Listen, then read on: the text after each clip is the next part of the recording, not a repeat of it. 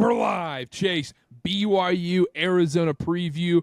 Round 2, the rematch at the McHale Center in Tucson. BYU lost this matchup 74-85 in the Marriott Center, as we know, just a few weeks ago. The 7-minute drought at the end of the game, like we all remember. Chase, BYU coming off a 34-point win against Kansas, still an absurd statement to say. This feels like a clear letdown spot for BYU. It's textbook letdown spot. If you're someone who pays attention to the gambling world, not us, of course, this has got Arizona written all over it. And plus, you have the previous matchup to think about, Carter. I mean, we look at all the stats and we think back to that game. Arizona had BYU's number. They matched up well, and they were able to take advantage of a lot of things that BYU lacked in that game. But emotionally, mentally, right, if you're BYU, again, you're on a road trip. You're taking it's extended. So this Arizona trip, you got it back to back, sleeping in hotels, like not back to back, but you know what I'm saying? Sleeping in hotels, right? It's just throws off your game and clear letdown spot for BYU. Absolutely. I mean, you're coming off a 3-game win streak, 34-point win, and I'm not sitting here saying, oh, BYU can't win this game by any means. BYU can absolutely go get Arizona. Arizona's a beatable team. They've lost 2 out of their last 3. They had that win against Baylor on Monday night, which is a good win for them, getting back on track. But the thing I feel good about BYU going into this game, Chase, is that I feel like we talked about this on Tuesday night after the game. Their physicality isn't the same as it was 3-4 weeks ago. They have stepped it up in a major way now, where they're able to body up guys, and they're just not as soft as they were. Absolutely. Like BYU's, I think, a different team. And not completely, right? It's not like, oh, this is going to be totally, like the players are the same, the style's similar, but they figured things out. And it's been obvious in their recent performances. And the biggest thing, like you said, has been that physicality, being able to match up the teams, to show up at the beginning of games, to win on the road, right? And pull through in clutch moments. There was a point like months ago, Carter, when we're like, this team can't win close games. They kept dropping them, whatever. They've been able to do that, right? And finish guys out and not give up runs to the likes of like Kansas State, Kansas, who are good teams. But BYU is playing away from home, so they're going to need to bring that physicality with them. That's when you see how really tough you are, right? If you can bring it on the road in a tough environment. I think that game is going to be bumping. I think it's a big game for the Wildcats, and I think there'll be a lot of fans, and it'll be a great environment. So BYU, like, gotta be ready. You gotta be paying attention. You gotta be focused if you want to win this game. I'm very excited for this game. I'll be there in the building, got the credentials secured, got the parking pass secured, which is huge as well. I've almost completed the college basketball places, Chase. The McHale Center has been on the bucket list forever. I've wanted to go. This is going to be an awesome game, 8 p.m. tip-off on a Saturday night, ESPN, where I'm assuming we get one of the top guys like Sean Farnham again on the call in the McHale Center. It's going to be an unbelievable atmosphere. I can't wait for this one. But on the BYU side of things, let's say BYU goes in there and takes care of business against Arizona. You're feeling great about this season, and you have locked up an NCAA tournament spot, and most likely you've locked up a bye in the Big 12 tournament, which I think they're in a great spot with that right now. You look at the standings, they're 2 games ahead of where the next team is that's off the bye line, so the 9-10 spot. So they really, 3 wins guarantees them a bye in the Big 12 tournament. In reality, they win 2 more games this year. They're getting a bye. They don't have to play on Tuesday, which is a really big deal. I think if BYU wins 2-3 more games this year, they're a lock for the tournament, and especially if they knock off Arizona on the road, that's just the icing on the cake. I feel like BYU's playing with house money in this game. I couldn't agree more. I don't want to sit here and be like, oh, BYU doesn't need to win this. It doesn't matter. Every game's big. You want to win every game. They want to win every game. There's not going to be a single coach, staff member, or player that's going to be thinking that heading into this. But we're a podcast. We can just say it right now. If they lose this game, it's really not a big deal. If they win it, it's incredible, right? You're starting to make a statement and starting to show people, the committee, everything, that you're not just sneaking in bubble-wise. You're now kind of a legit team. And if they pull off this game, and it depends how they finish the season in the Big 12 tournament, they're going to be a very popular dark horse, sneaky, a lot of people picking them to go the second weekend, depending on the matchup and things like that. So BYU's got a chance to not just make a statement, but play to their full potential, see how good they can be. I mean, Kevin Young says it all the time in all the press conferences, right? He's like, I think we can beat anyone in the country. I think we're that good of a team. I think we're a great team. Now's your chance to prove it, right? And they have proven it in some ways, and they've pulled off great wins, and they've turned this season into something really, really good, and you can be proud of, right? Now it's like, can you just take that next step, be an elite team, become even better? And this is like the perfect opportunity to do it. You have a team who beat you at your place, right? Who's coming off a couple losses, but still hot, right? They're a lock to make the tournament, and they're also going to be a popular pick to maybe do something special. Can you get it done? Can you travel to Arizona? If they sweep this entire road trip, we'd be really starting to think about BYU and what they can accomplish. But start with the Wildcats, man. See, and I think it's a chance for them to get back.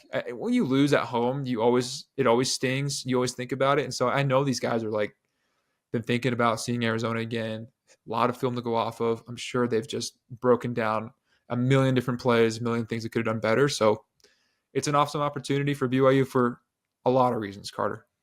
And I think a lot of people going into this game are going to think BYU's going to change up a lot of stuff. I think BYU's a more together, more connected group, and they have their offensive identity like we talked about on Tuesday. I think that's a benefit for them, and they're more physical, all that good stuff. But I think the game plan's going to be similar to what we saw for the first 33 minutes of the game last time where, look, BYU was in that game for the first 33 minutes. It's that last 7 minutes that Arizona's physicality and experience took over, and BYU wasn't able to handle that. And I do think this is a different BYU team than it was 3 weeks ago. But you talk about, what is BYU going to do so different in this game? What is BYU going to, are they going to switch up lineups or anything? I think it's going to be relatively the same game plan. And look, Arizona last game, they shot 38% from three. On the season, they shoot 31% flat. They're 324th in the nation out of 365 teams in shooting three and in 3-point percentage. BYU is going to let them shoot threes. If they knock them down, I think BYU is willing to live with that in this game. I think so. I think a good way to describe Arizona, and when I say this, I'm not meaning to offend because Arizona's a good team. They're super talented. They're streaky. They're a streaky team, all right? And it's led by a streaky player in Caleb Love. And we've seen, I think I saw Rubel tweet, right, since this BYU game, he's shot like low 20s, maybe in the teens % from three. And he was hot, right, against BYU, and was a big reason why Arizona was able to walk away with the win. But Arizona, yeah, let's see it. Caleb Love, in the last 4 games since he has played BYU, has made 3 total threes. Meanwhile, he has shot 28. I mean, that's. That means he's due for a big game. Most people know my history with Caleb Love. Caleb Love owns me. Caleb Love lives rent-free in my head. I'm not picking him as MVP in this game like I did last time. I'm not giving any bulletin board material if there's that potential. I'm not doing that crap. He owns me. Caleb Love's probably going to go off for 40 points in this game, Chase. I'm doing the Bill Belichick. They're amazing. They're great. Caleb Love's the best player in the country. He's covering his bases, hedging. No, it's true where you feel that way because they are, like I said, they're a streaky team. They just lost to Kansas State in their own building. A Kansas State team who BYU just took care of business of in their own building, right? Was that at Kansas State, actually? Yeah. Thanks for the correction. They did lose to Houston, though, in their own building, though. Lost to Houston, right? Good teams, and obviously the Kansas State, right, found a way to figure out this Arizona team. Caleb Love did not play great, right? And they're streaky like that. Arizona's been won big games because they've had big moments from big players, right? Caleb Love hits a half-court shot.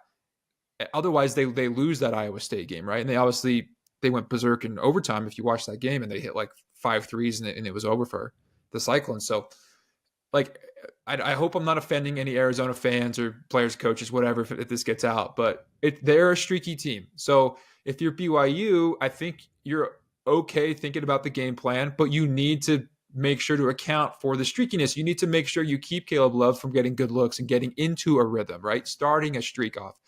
And you need to be able to handle the big men down low because those guys had an amazing game in Provo. They out-rebounded BYU by 15, right? You can do these little things that BYU is typically pretty good at, right? Rebounding, pushing the ball and with pace on offense.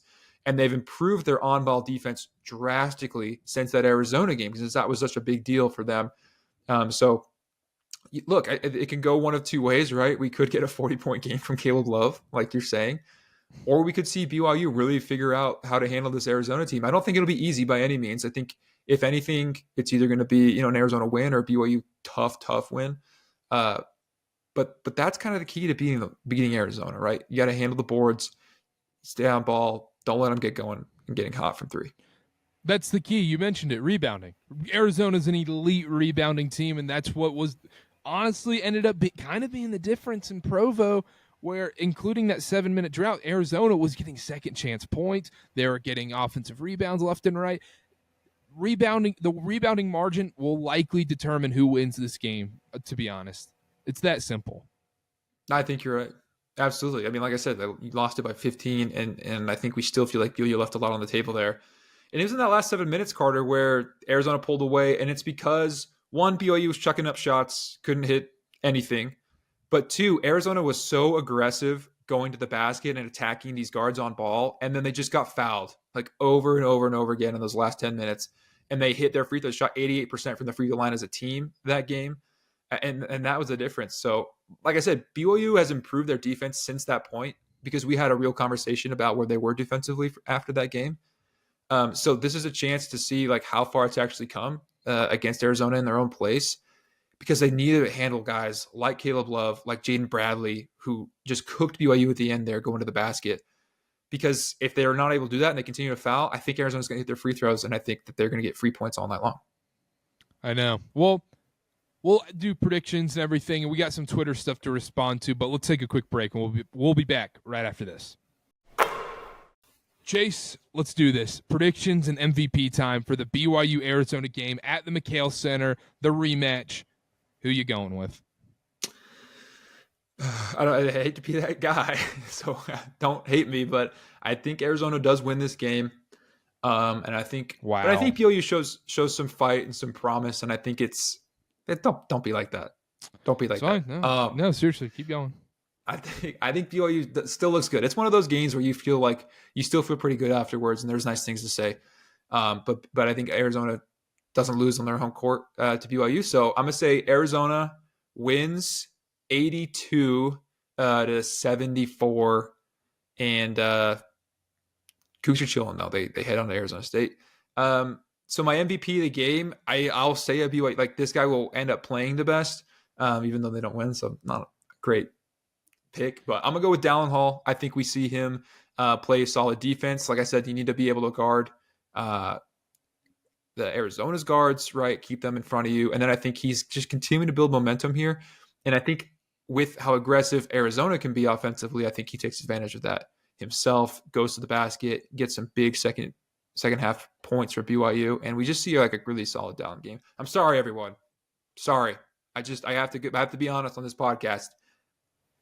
I think that's a great point, though, you touched on, where Dallin and Yegor last time out, Arizona's playing so aggressive, especially on that pick and roll, where they're making sure Yegor or Dallin doesn't dump it off. So they were getting easy layups at the rim. I think we see a lot of that from these two guards in this game. I think Dallin and Yegor have a lot of success driving to the paint, being aggressive. And that's going to be key, is getting to the free throw line and keeping Arizona, putting that pressure on them. Because if you can get a guy like Toby Awaka into foul trouble, then all of a sudden this is a totally different game for BYU. And also, I think Keiba's got to play a lot in this game. I don't think we see as much Foose. I think the key is Keiba's got to stay in for having that rim presence, because sometimes when Toby Awaka would come in or whoever, Foose would struggle against those guys in the Arizona game, to be honest. I thought there was a big difference when they're on-off splits last time out. Maybe the plus-minus doesn't show that as much, but plus-minus can be a flawed stat. Chase. Awaka and Vassar combined, Carter, for 31 points in that last game. I mean, those guys were feasting on the bigs. So it's a great point. And predictions time. Arizona wins this game. Arizona's going to win. I think it's a letdown spot for BYU. I think Arizona wins. I think it's a high-scoring game. The difference in this game is going to be free throw shooting. BYU shooting free throws on the road at the McHale Center. Meanwhile, Arizona is a great free throw shooting team right now. BYU is currently 258th in free throw percentage. Arizona, 32nd. They shoot 77% from the free throw line. That's going to be the difference in this one. I think there's going to be a lot of fouls. I think it's going to be very, very similar to the last time these two played. I think Arizona gets it done 87-82 in Tucson on Saturday. If there was an MVP for Arizona, it's going to be Caleb Love. But for BYU, if BYU can get the win, I think it's going to have to be Yegor Demon and Kaba K to get it. Kaba doing it on the defensive end and Yegor getting to the basket and not settling for threes. If he settles for threes, I think he's going to have a tough time out there. If he can keep being aggressive, penetrating him and down, driving to the basket, because that is going to be there in this game, then I think BYU can have a lot of success. I'm not saying BYU can't win, but I am picking Arizona to win this game. Okay, I agree. And I think we might get clipped. Honestly, I hope we do. I hope BYU pulls this off. Like I wouldn't be mad. But I think the big thing here in this game that I'm looking for, I think a win, a moral win. I know there's no real wins outside of just winning the game. A moral win, though, is to see how this defense performs. If you remember, Carter, it was a big thing. Like everyone's like, oh my gosh, Arizona is shooting 50, 40, 90 tonight. And they ended up being just shy of all those numbers because of some shots they took at the end of the game there. But they shot just about 50, 40, 90 as a team. And look, they're talented, but that's also due to BYU's defense. And they ended up getting torched there in the last 10 minutes. They gave up all these fouls and whatever. So I need to see BYU play solid defense. I need to see, even if you lose this game, can you keep them from shooting at that clip and then also keep them off the offensive boards? If BYU can do that and they still come away with a loss, I'll feel just as good. Maybe not just as good. I'll feel 80% as good as I would if they win this game, because I just want to make sure that this BYU defense is solid, is ready to go for the dog days at the end of February and into the Big 12 tournament, because they're going to be needing that if they want to win any games in March. That's defense travels. And so I need to see the defensive step up for the Cougars. 100%. And if that defense does step up in a way, but BYU's just missing open shots, it's chalk it up to the game. That's just, it's one of those nights. You understand. Yep. And going back to what we talked about earlier in the podcast, BYU, man, they're really, like, you touched on it. BYU, you're not saying they don't need this game, or BYU isn't going to try hard in this game and BYU doesn't want to win this game. They truly are playing with house money in this game, because in the NCAA tournament right now, you sent me that tweet from, I forget who it is, I apologize. I think it was like T3R bracketology, whatever. But it's true. 801 bracketology. 801 bracketology, whoever it was. Thank you. Shout out. I actually follow him. He's a good follow. Yeah, he's here in Utah local. He's really good. Good bracketologist. Yeah. Check him out real quick on Twitter. But anyhow, on with the Selection Sunday where BYU could be seeded right now, is BYU likely can't, with the current number 1 seeds, which I don't see that changing, to be honest. BYU can't be in that 8-9 game. So therefore, we're going to see what happened last season when BYU got bumped down to the 6.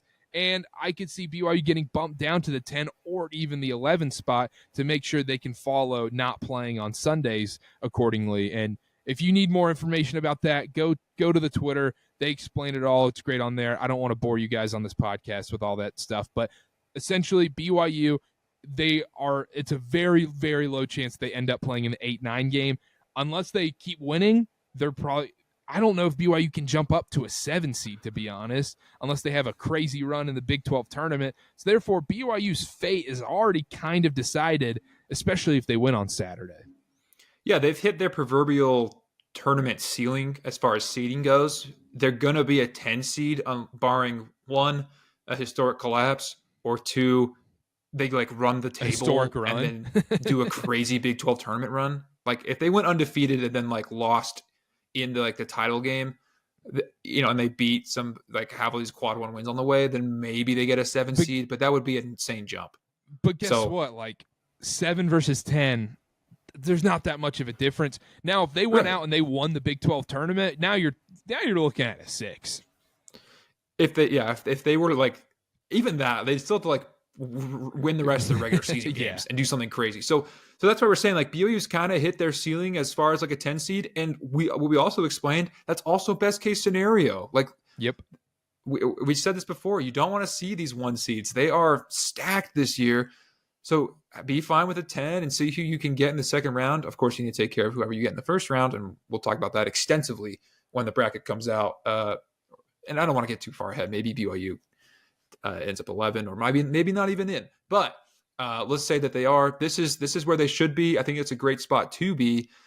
So that's why we're like so nonchalant about this Arizona game. Carter and I were like, they don't need it. I mean, it'd be awesome to see them win. I hope they win. I'm rooting for them, and I think they are good enough to pull it off. I know we both picked against them, but I would not be like so shocked that BYU won. I wouldn't be like, oh my gosh, what an upset. I'd just be like, dang, this BYU team is dang good. They've really figured things out. But if they haven't, it's okay too. I think they have figured things out. I think they're gonna be chilling. It's college basketball. I don't think there's, besides the top 4 seeds and teams in the country losing, nobody losing shocks me. I mean, we've seen top teams go down all the time. Houston's laid some stinkers this year. Tennessee's laid some eggs this season. And so, but like if Florida, Auburn, Alabama, even Alabama losing doesn't really shock me with the way they play. Like Duke and Auburn are the only teams where I go, holy crap, they lost? Okay, what's going on here? But BYU, on any given day, they can truly beat anybody. And especially with the talent on this team, the way they play, the way they can shoot the 3 ball, they can beat anybody on any given day. BYU does have a real chance in this game. But Chase, let's get to some Twitter questions. Real quick, we have Riley Mooserton, Mooserton on Twitter. Last time we met, BYU lost the turnover battle 12-10 and got slaughtered on the glass by 15. Could it be as easy as winning those 2 stats? First off, he pointed this out many times in the Twitter comments from our last time we did our Arizona pods and everything. So shout out him. We have been focused nonstop on the glass. Yes, winning those 2 stats, it might just be as simple as that, Chase. Yeah, I don't want to correct Moose too harshly here. Actually, Arizona had the 12 turnovers and BYU had 10. In that sense, it's still a big point for BYU, especially playing on the road. Like you're going to need to hold their turnovers, but the rebounds are huge. Kaba Keita is going to have the game of his life handling both those bigs down there. And Foose is going to need to play bigger than himself. He's going to need to box out and keep those guys off the glass. If they do not, the path to a BYU win looks bleak. They have to be able to win the rebounding battle. If they don't win the rebounding battle, they have to light it up from 3. I mean, you're talking shooting 40% plus from 3, and then you have a chance in this game. The other thing he also went on to say, went 7+ minutes without a field goal made in the second half, but the Cougs have had long scoring droughts in many games they have won this year. Kaba has set the tough man's mentality for the team within the first couple of minutes of the last 2 games. Need him to do the same against U of A. Great point, too. We talked about that on Tuesday. We talked about that on Saturday. We talked about that against West Virginia. Kaba Keita has set the tone early for this BYU team, especially on the defensive end. And I think that's what's raised BYU's toughness and their physicality in these games. 100% agree with Moose and what you said. Kaba's going to be massive, and the whole team needs to rally around that energy, right, and come together. And this is look, we're going to see Boscovich, we're going to see Trey Stewart, who's kind of taken low key like that Energizer bunny role where he just comes in, plays hard for a few minutes.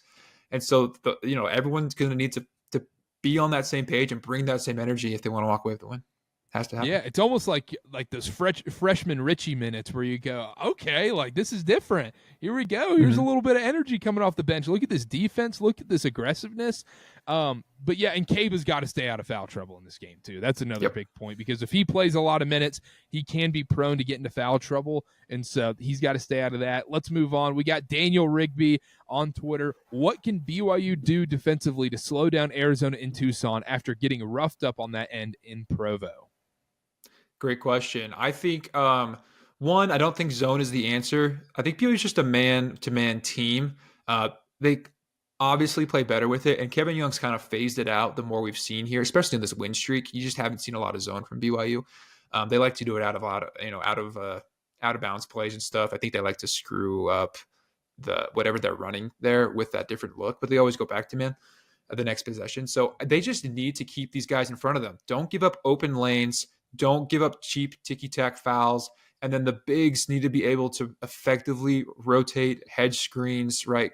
And keep them from just penetrating. That's going to be the big point here. Because once you get into the paint, that opens up everything else. Threes, the whole lot. You're more likely to grab offensive rebounds, all that stuff. So keep the guys in front of you. Don't give up open lanes to the basket. Yep, 100%. You nailed it. So let's move on. That's the key there. We already talked about that. Doug Dillard at Dillard_Doug. Got to find a way to stop Caleb Love, and you probably win. Brother, you're speaking my language. He's lights out at home usually, so don't let him even shoot. Look, he's going to take shots because Caleb Love, doesn't matter if there's one guy, 5 guys, 100 guys, 300 guys in his face. He's going to still take shots. It's just a matter if he's on that night. I don't know if BYU can necessarily do something defensively to stop that. I really just, someone who's been a part of the Caleb Love experience for a long time now, look, man, there's just nights he's got it, and there's nothing you can do. It doesn't matter how tough you are. It doesn't matter what you do. And then some nights he's mentally just not there and just falls into a hole. But we've seen that. We talked about that with his three-point shooting early on. That's why Arizona's had this little skid where they've lost 2 out of their last 3 is because Caleb Love has played terribly and shooting terribly from beyond the arc. And then he gets into his own head. He starts making turnovers. His shot selection becomes terrible because he starts forcing it. And that's the key for BYU is to get into a spot where he's forcing stuff when it's not his day.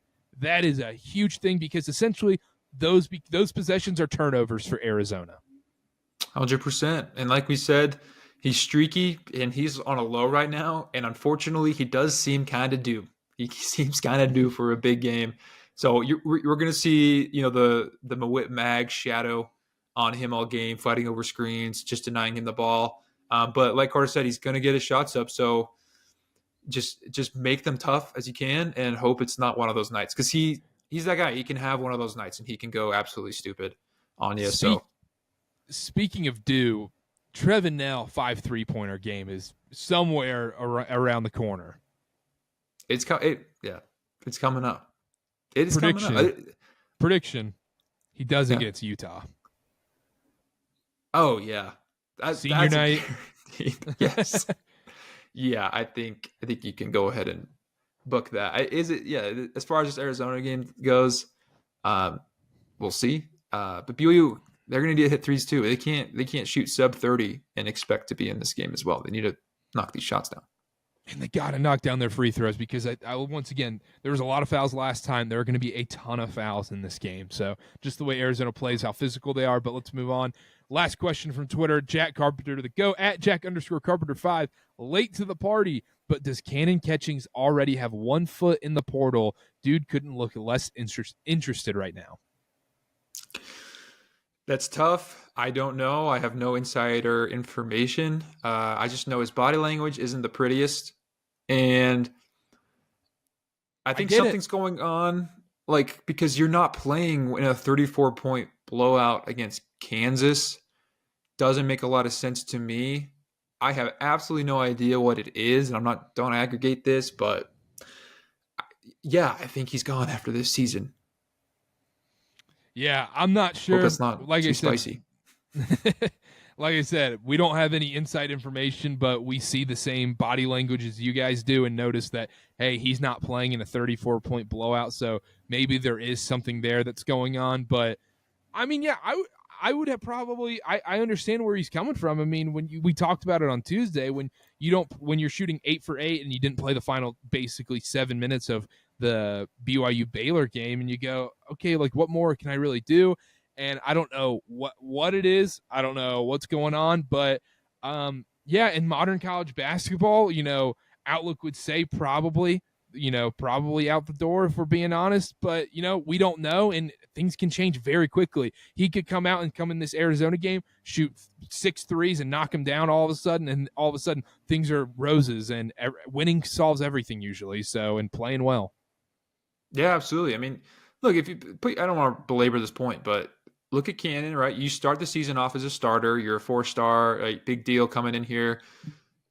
You're expected to be a scorer and all these things. And I don't think it's anything he did, but he's still 18. He's still figuring it out. He's still working hard, right? And it's just not what he expected. It's not what any of us expected. And so it's tough to be in that situation, man. All of a sudden the minutes are taken away. It's an 11-man rotation, for crying out loud. Yep. And so you just feel like you're not getting in rhythm. You feel like you're not playing how you want to play, right? Because everyone has their own style. They have what they're comfortable in. I don't know if this is the right fit for him. I think it could be, right, if given another year. But yeah, like you said, in today's modern age college basketball, it's typically let's just go find the fit rather than build it somewhere. And that's not an attack on his character. I think that's the best thing to do, like, for you at this point. I think he's a great guy. It's not working out. Yeah, and or all of a sudden he says I'm coming back and there's a role for him next season. Like, we just don't know. Things change so fast because think about you guys. People weren't thinking about this 2-3 weeks ago. So 2-3 weeks from now, all of a sudden he's a big. Think about 2-3 weeks ago. We weren't even talking about Trey Stewart making an impact on this team or Milo Boscovich coming in. That West Virginia game, all of a sudden things have totally changed for him going forward. And so things can change on a dime. Nothing set in stone by any means. The other tough thing I feel for him too is, one, he's a young player, and plus that level of physicality jumping from overtime elite and AAU basketball into the Big 12 basketball where you're playing against 23, 24-year-old dudes, guys 5-6 years older than you. That's tough, man. That's tough, and you got to beef up, and that's the matter of the fact. And so then it's tough. He's young, and he doesn't have maybe the green light I think he necessarily needed to be as successful as possible. I think he needed to be maybe in a place where, hey, you can shoot a bunch of shots. If you miss them, no problem. You're still going to play. I think that's might have been better for his development instead of being in a team where it's kind of this tight 11-12 super competitive man rotation. So I don't know, man, but things can change, like I kept saying. Absolutely. Whatever he does, I think he's a great guy. And so we obviously would love to have him stay, man. But if not, go be the best, man. Go get it. Yeah, absolutely. But anyhow, I mean, there's still season left, and we'll see. Anyhow, very excited to go to Tucson on Saturday. Cannot wait for the weather. Jealous. It is piss and snow outside right now up here in Salt Lake. This is gross. It's 30 degrees. I need to be in 70-degree weather. I need to be chilling, maybe eating some tacos or whatever. I don't know what the food scene's like in Tucson, Arizona, or in the Phoenix area, but I'm excited. I'm ready to get down there. So we'll be live, hopefully be live after the game. I will get an update. Follow us on Twitter at ChurchBallPod for the update. Figure out what the logistics are behind that at the McHale Center on Saturday. But I will be at the press conference, so make sure to follow on all social media. We'll have clips and quotes from the postgame presser right after BYU Arizona, and we will make sure to do a pod right after, and I can't wait. So at Chase_Rogers here, at Karter BA, at ChurchBallPod, and everything.